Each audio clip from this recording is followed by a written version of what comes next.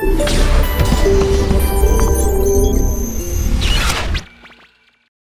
campaign team of the presidential candidate of the People's Democratic Party, Alhaji Atiku Abubakar, today hosted an interactive session with the Nigerian business community in Lagos, Nigeria. It brought together party supporters, business leaders, investors, and members of the public who were eager to engage the PDP candidate. In an interactive session moderated by Mr. Opeyemi Agbaje, CEO RTC Advisory Limited, and Brownie Nielsen, Editor-at-Large, CNBC Africa, Alhaji Atiku Abubakar, alongside his running mate, Mr. Peter Obi, entertained questions from Nigerians on how he will address the key areas of the economy if voted into power. Alhaji Atiku, I've read your plan, and I must say it's an impressive document. Anybody who believes in free market, deregulation, and all of that will agree that it's a properly put together document. So my question to you is, one, how involved were you in the process of creating that document? Is it a document that some consultants are waiting on your behalf? Or is it a document that some people in a part of your party wrote that you are not aware of, as we've seen before? Or is it a document that you own, that you totally subscribe to? This is not the first policy document I've been involved in producing at the eve of any of the elections that I participated. So I want to assure you, this is a document that I was personally involved and I participated in crafting and also even the ideas that are contained in them. So I can assure you that it is my own document. And one thing you tend to forget, I am one of you. Because in the last 3.5 years, I have not been able to pay one single kobo or as dividend in any of my companies. One single kobo dividend I have not been able to pay. I don't know how many of you made profits in share company. So I want your participation, as I said. This document is not the final document. I need your participation, I need your input, so that together, we can implement this document. And I also want to assure you, those of you who remember when we were in office, we used to have regular interactive sessions with the business community during our administration. We asked them, what are your problems? What are your challenges? When they tell us, we say, okay, what do you want us to do? And they recommend what they want us to do. And that was why we achieved growth rate during our administration of up to 7%.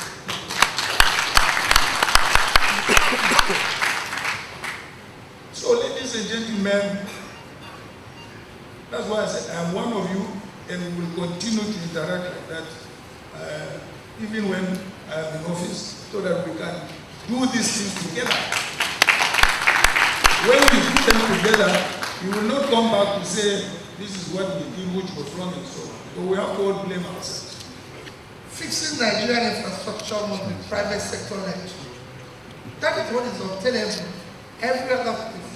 All the government needs to be involved with is to ensure the support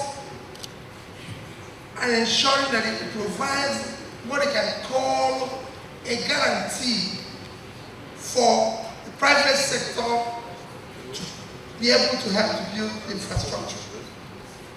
There's no way government will have facility capability to deliver the infrastructure that is needed today. More so, you can see from what the Obey presented, the level of debts. And those debts they've claimed was supposed to be used for infrastructure.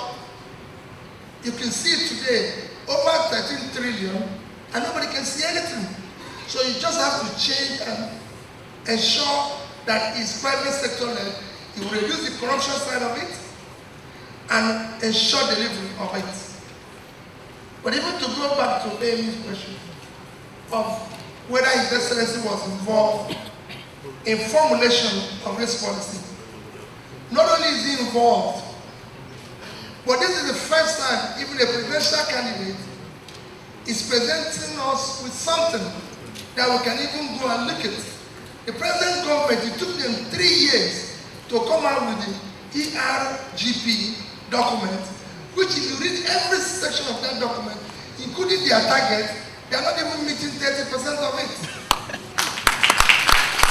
I don't believe in putting people or giving people jobs which they don't know how to do. That again brings me to my experience as Vice President. When I was setting up my office, I hired about 7 PhD holders. And then the president called me and said, "VP," I said, "Yes, Mr. What are you doing with all this doctor? I said, "Sir, I cannot hire anybody that I cannot learn from." And it turned out my office became a think tank of the administration. Yes, it's true. Of course, when we had misunderstanding, he fired all of them. I said, "Don't worry, I will keep on employing you. Go into Abuja, I get you an office." And I employed them till the end of our term. So, you are very, very right. Make sure, and I can give you that guarantee, that whoever cannot fit into a job cannot be hired. Yes. So I am not going to be bound by that. Yes, children I have, but of all of them, only one is working in government. All the rest are in private sector. What are you going to do differently? This could be the Achilles heel of the Nigerian economy. Again, let me go back to my experience. When we came into office, I walked up to my boss. I said, "Sir, there are 2 mafia organizations in government. One, NNPC. The other one was NEPA. I said, unless we dismantle these 2 mafia organizations, we cannot make progress. Let's privatize them." He said, "But I am the Minister of Petroleum Resources." I said, "Okay, you are Minister of Petroleum Resources."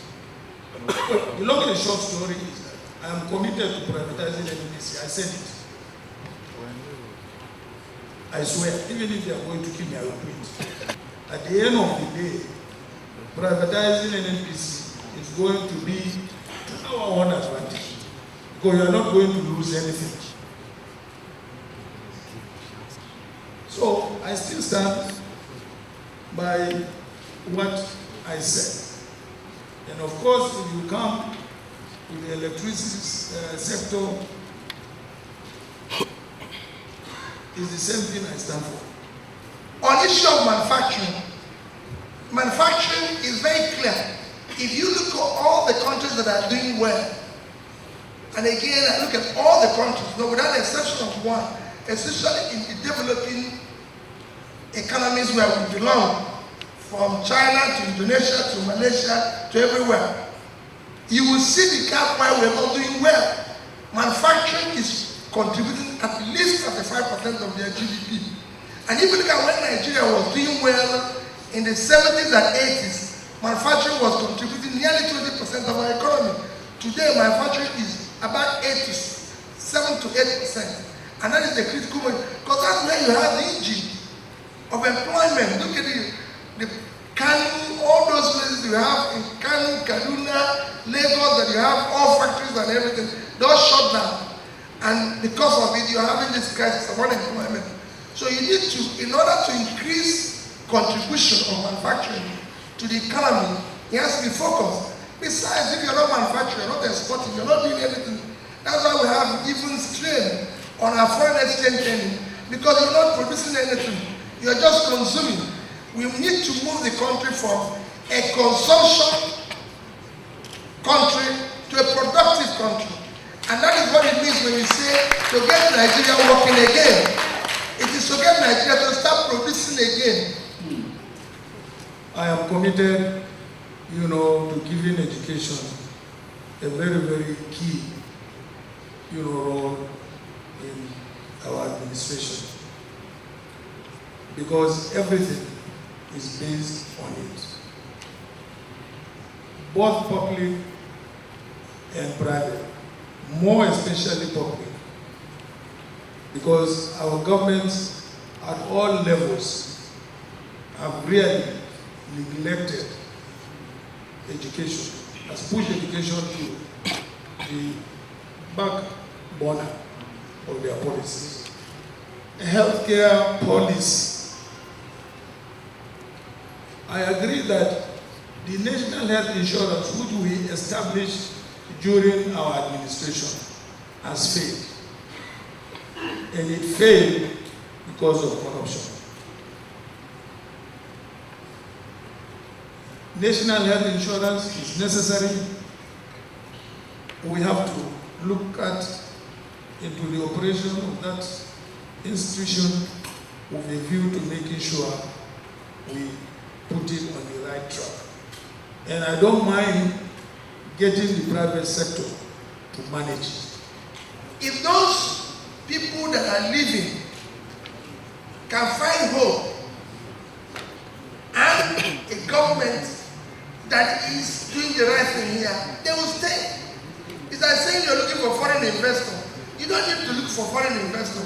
When they see the local investor doing well, they will come on their own. It is nobody's going to look for foreign investor, they come to. But the first one, nobody's going to come here to invest when the local investor is collapsing. Presidential candidate has just said he has not paid dividend in 3 years. So who's going to come and invest when you have not paid dividend?